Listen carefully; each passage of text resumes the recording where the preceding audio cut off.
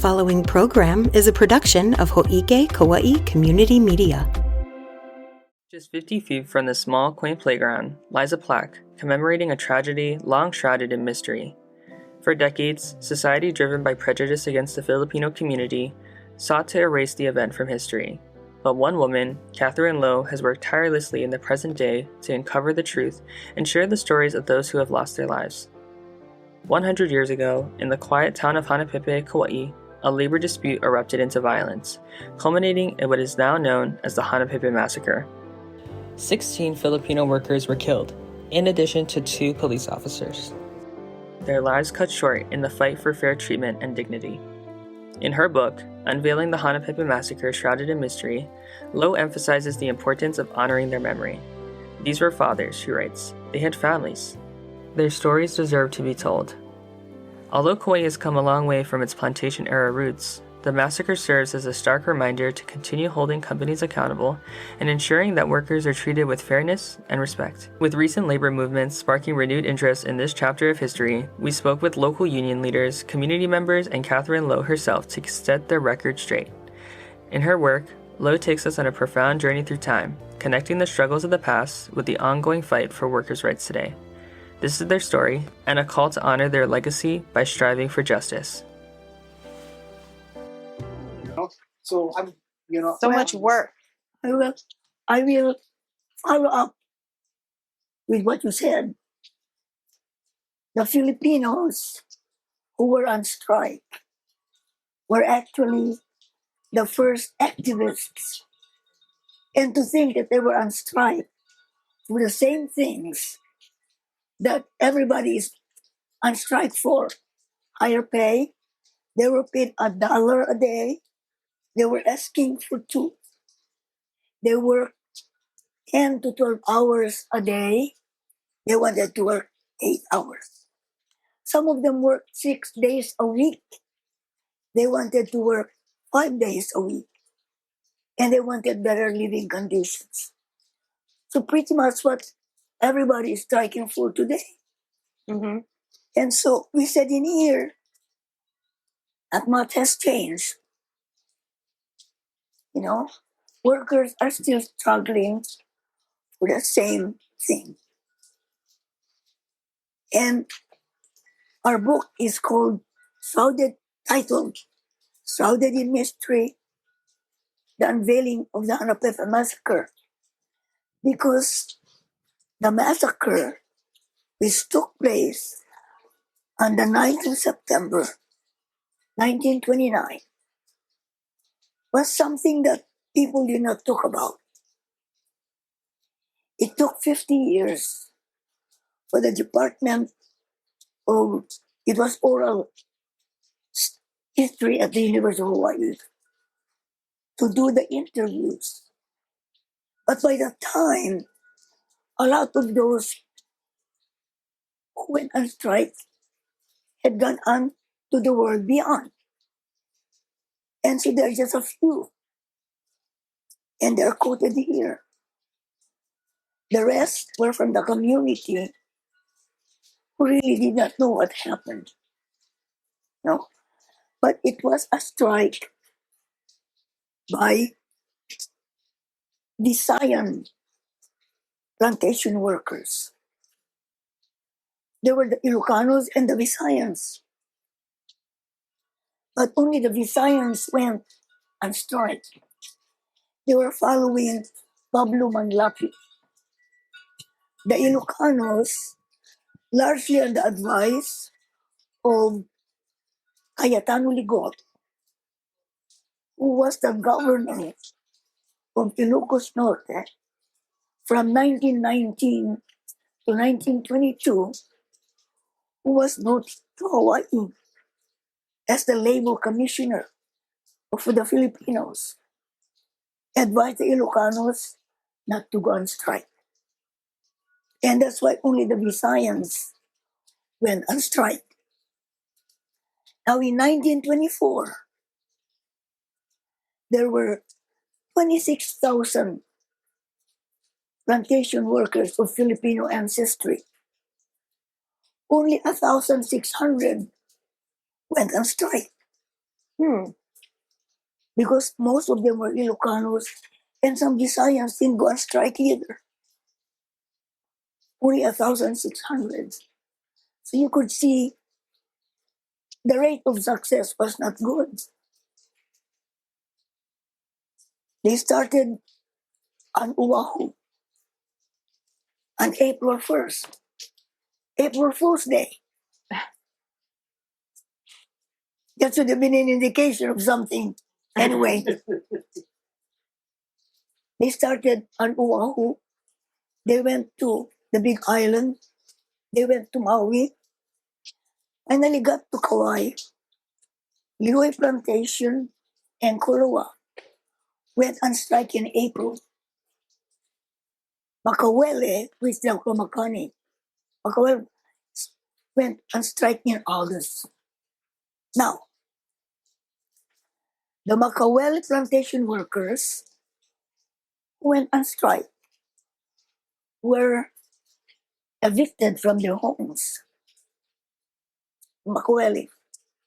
And that's why the strikers were in Hanapepe.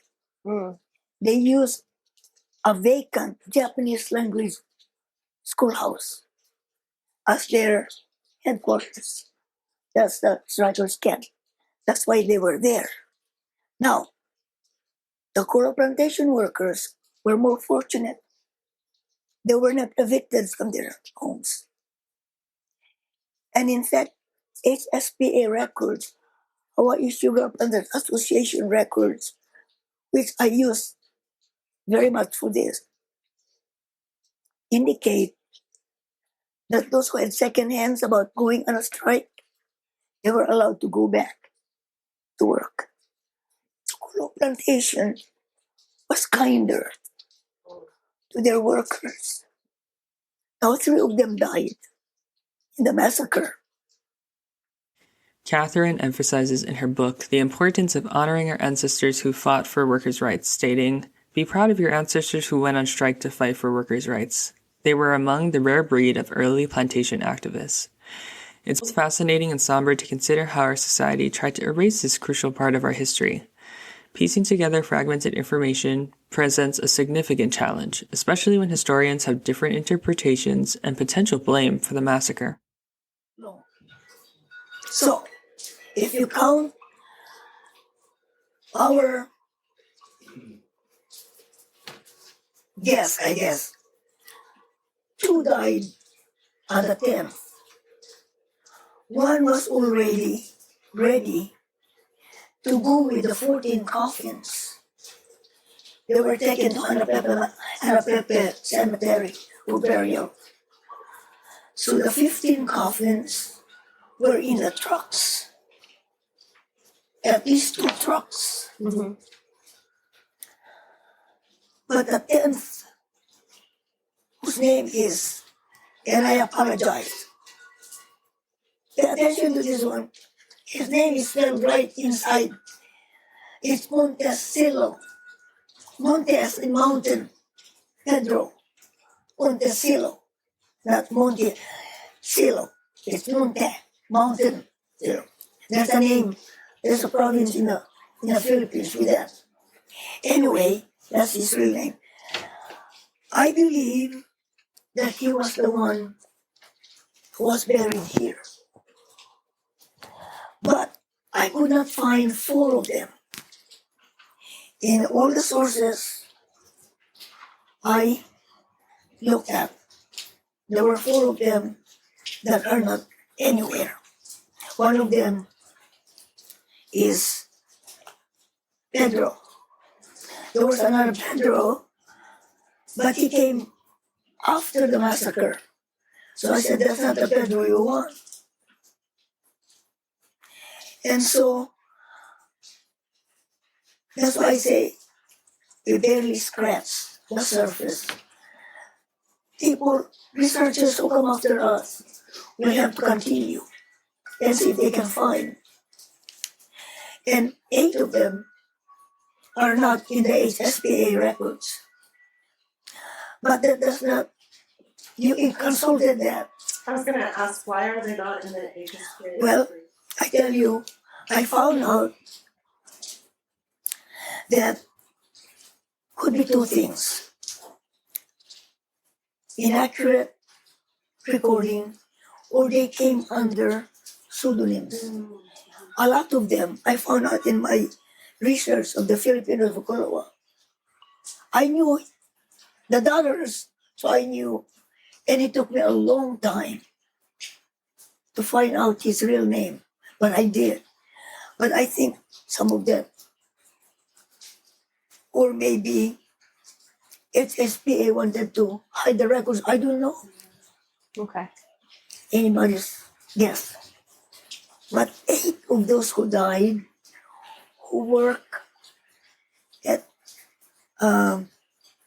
Makaweli, are not in the records. That's really strange. Strange. Yeah. Seems really peculiar. So it's anybody's guess. Yeah. But I spent months going through. It's not an easy record to look. You know that. Yeah. Okay. And there were so many names, the same names. Right, yeah. So, but I had to go to ancestry.com. We had to subscribe to get to the other lists. Even the 1920, 23, 1920, 30, and 40 census, I had to get through ancestry.com. In other words, the Mormon Church has ownership. Yeah. Say that again? The Mormon Church, Oh, I see. Mm-hmm. who does all the recording, Mm-hmm. Ancestry.com is theirs. Oh. Family Search is theirs too. Yeah, so the record didn't know she's that. talking about, the HSTA, has every ship ticket of every Filipino that came over to work for HSTA is owned by the Mormon Church. BYU. So BYU. The record is now at BYU Yeah, you go to in BYU. Utah Oh. Why? because they are the one doing the recording. Okay. The Mormon Church has been recording forever. Why? I don't know. Okay. I have a feeling, this is hearsay, that for everybody they record, they can claim.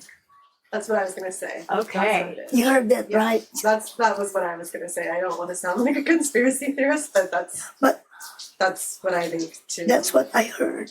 Yeah. But they were very helpful. Okay. They're very helpful. Okay. And actually, the HSPA record, you can just access it if you know how to do it. Yeah. But Ancestry.com, where a lot of these records are, not HSPA record. Okay. The list of Filipinos coming, they're listed here. You have to get them through Ancestry.com. I see. So we had to subscribe for months. Until, in fact, this was copyrighted 2022. Mhm. So when I finally decided to write the introduction and all of that, I went back. I couldn't find anybody. I couldn't find anything more than I did before. So nothing more is added. One thing I found though, in Family Search, they have the death certificate, but some of the names are misspelled. So I said, Yeah. that doesn't help me. I went through that before. As new information continues to emerge, the research process remains ongoing, with many unknowns still lingering. A key aspect of Catherine's journey was identifying the burial sites of those who perished in the massacre, utilizing newspaper and other documents to do so.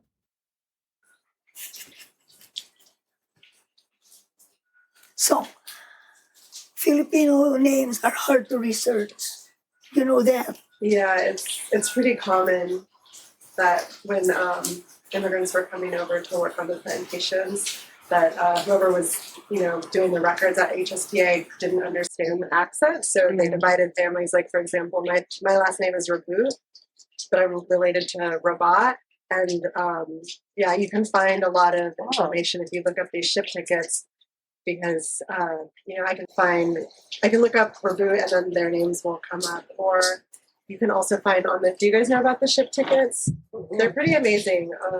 You can also find who somebody in your family came over with. So my great-grandfather came over with my great-grandmother, but she had a different last name and we didn't know her last name. So it had her maiden name on it, and it says what ship they came over on, what day they landed on the island, and then what day they were assigned to a sugar plantation. And then it has fingerprints, and sometimes you'll even find like their work records. So there's all these work records of people where it's like January, 28 days, February, 28 days. So then you can see how hard they were actually working, and then closed. And then there's other ship tickets, like for the Hanapepe Massacre, a lot of people who were just, there, didn't get arrested. They went to prison. And so on their ship tickets, some of them requested that they could go back home to the Philippines, and their ship ticket says that they're undesirable now. So they can never come back and work. Which reminds me, statistics on how many went on strike vary. I take the lower number, 103. Some use 130, some use 150. The reason I use 103, the police rounded up everybody and they put them all in jail. 76 were indicted for rioting. 56 were found guilty. They were put in jail. 2 years, 4 years. After they got out, they were deported to the Philippines. And the reason I say 103, if they rounded up everybody and they were determined to really put on the Filipinos, there would have been more than 76 indicted. Not just 76. And more than 56 found guilty. Can you imagine? They had to be put in jail in Lihui. All of the ones. There was no jail that could have accommodated 150. They could have accommodated 100 perhaps. But that's why I take the lower number. Mike used 150. I don't think so. There was no facility to incarcerate 150 striking Italians. That's why I used the lower number. I could be wrong. But where would you put 150? The men went to sleep seated, wall to wall. For 2 years? Yeah, just about. They were allowed to go eat. They were allowed to go work out. But when they finally had to go sleep, they were seated. There was no room. Wow. That's a description of those who were in those facilities. There was a lot of reading to get a sense of what actually happened.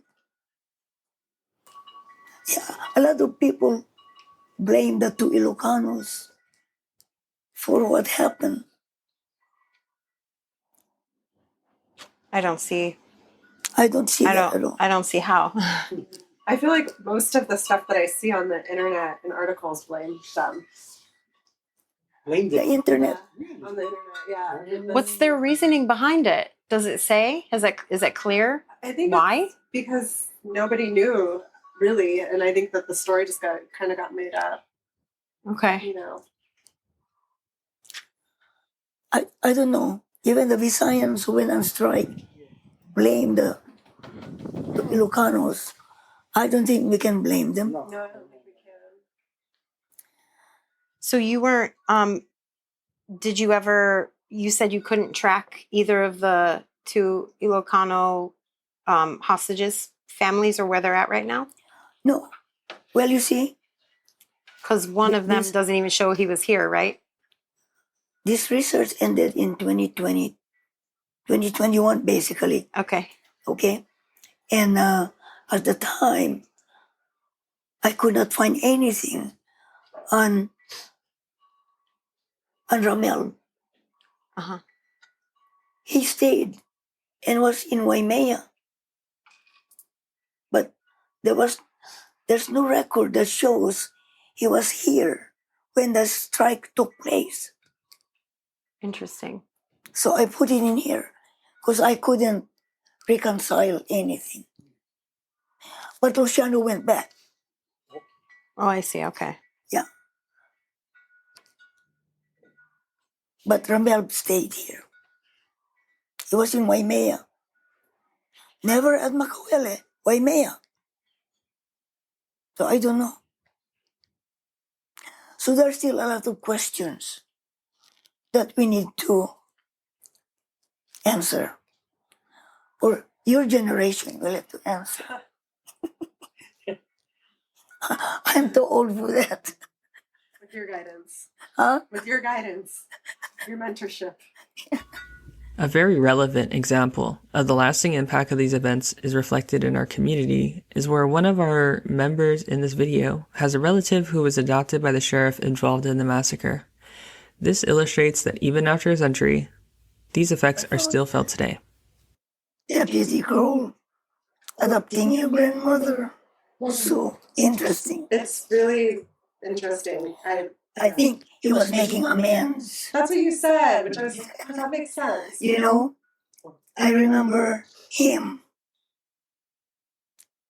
with the bodies of the dead Filipinos telling, I read this, I remember reading about Pastor Rones, who was helping the doctor in Waimea to carry the dead Filipinos. Can you imagine they put them in the jail when they picked them up from the road in Hanapepe? They took them to Waimea and put them in the jail. Later on, they carried them to the Waimea Hall. But Pastor Rones was there. And so, Deputy Kroll was actually hurt because a Filipino was going to hit him. But a sharpshooter from the hit him in the head. And so the Filipino released the cane knife and hit Deputy Kroll in the head. That's how he got That's hurt. how he was injured. So then he went to the Kaua'i hospital, they bandaged him, and he went to Waimea. And he told Pastor Rones, you're not going to do any service for these Filipinos. Can you imagine that? He must have hated the Filipinos so much. They're already dead. They put him in the jailhouse. And Pastor Rones told Ched Taneguchi, because Ched was the one interviewing him. We had a service anyway. The Salvation Army was there too. And Pastor Rones and a Catholic priest were the ones who did the service at the Hanapepe cemetery. See, that's why it's so crazy to me that he adopted your great-grandmother? Grandmother. Your grandmother. That's the part that's just mind-boggling to me. Yes. It's mind-boggling to me too. I don't. And there's never been any indication why? No, and I don't. Nobody think, talked about I it. don't think anybody really questioned it because Hanapepe Massacre wasn't something that People we knew talked about freely. until People recently. didn't talk about Yeah, that yeah. massacre. So, Okay. so I think for me, once I found out about the Hanapepe Massacre, that's when I put it together. I was like, this is really strange that he adopted my grandmother and she was raised by him. And my dad had met him a few times, as an adult. And I asked my dad about it. He was like, oh, he was really nice. He would always give me things when I came to his house, like the ammunition box and the And the bullet casings. yeah, and the bullet casing. So yeah, it's all very strange. That's very interesting. Yeah. Additionally, one of our local union leaders continues to reside in Kaua'i, a town founded on plantation labor, which she reflects. Being here is really important because I am a generation that all of my grandparents from the Filipino side have worked in plantation, including my father right now. So it's important to learn the history and what happened there. And I live on a plant. I live in there. I live in Kaua'i. I live in the plantation with my father. So, one thing I want to point out, I was telling you all that the coffins were put end to end. So initially, there had to be at least 50 feet, that long grave. It had to be at least 50 feet. 90 feet. 90 Yeah, 90 90 feet. feet. Yeah. All that's left is 25. Because burials have taken place. Well, it wasn't dug very, very deeply, was it? No, only about, it's sandy, see. Yeah. So they could go only at least 3 feet. Because it just kept caving in. So do you think it got disturbed and moved? Well, no, they were not moved. We are talking about Other people buried other people in there. on top. Oh, on top. Yeah, there's a lot of graves around there, Around Filipino graveyard. And Oh. also, too, the soil is very sandy, yeah? Yeah, and it's easy to move. Over a period of time, the soil will move. Okay. Yeah, and so it's pretty soft ground. The maintenance guy said they saw some bones and all of that when they were here. The long grave is, and it had to go that way too. We don't think it went down. It went towards the Chinese cemetery. And wasn't that headstone put there because that person missed being brought? Was that? The headstone that you found belongs to, and I can't remember the person it belonged to. Montecillo. Yes, and he was brought. He was buried separately afterwards because he missed, not him because he was dead at the time, obviously, but like they didn't bring him with the other 15. And how ironic is it that he led you to the rest of the 15, where first he was left behind, He was and then he ended up being the first one to lead you to the rest of them. Boy, that's a Good point. Yeah. That's a good Behind point. You let us do it. Yeah. see. I never thought about it that way. No. But I was always convinced it had to be him. Yeah. Mountain Silo. So my friend is Monte, M-O-T-E. Sorry, Not mountain. blame my typewriter. But it's spelled correctly inside. Yeah, that's all right. The main thing is that's what makes it remarkable, the book, is that we have the names of the people that died, yeah? So to keep people's interest, when Mike was speaking, because he gave a long speech, yeah? I passed out, I made photocopies of the people that died, so it kept their interest. Oh, wow, this guy's gonna die. You know what I mean? Instead of waiting for the end, hour and a half later, yeah? Yeah. Get right to it, because I believe in sucking it to him from the beginning. So, but anyway, Catherine, No. really thank you immensely for having us come. Yeah, well, it has been a long journey. Yeah, This is going into 6 years, yeah.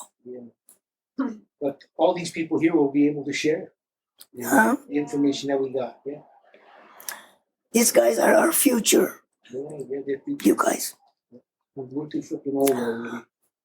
I'm- She got the book too, which is good. Yeah, she can share it with the union. Yeah? Catherine's book, developed over nearly 6 years, explores the Hanapepe Massacre revealing its historical context and lasting impact on the community. As she nears completion, she emphasizes the importance of remembering our ancestors' struggle and calls for active engagement and ongoing activism. Her message is a powerful reminder that while progress has been made, we must remain vigilant to protect our rights and continue to fight for justice.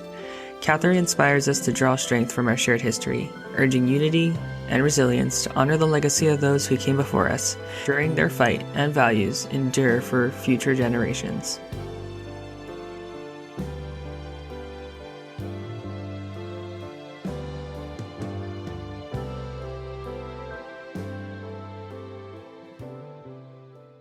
Ho'ike Kaua'i Community Media's president and CEO is Allegra Gaines. Administrative assistant, Leiko Someda. Production and education services by Roger Olson. Production and IT services by Max Richardson. News and events producer, Trisha Allen. County producer and social media manager, Olivia Franco.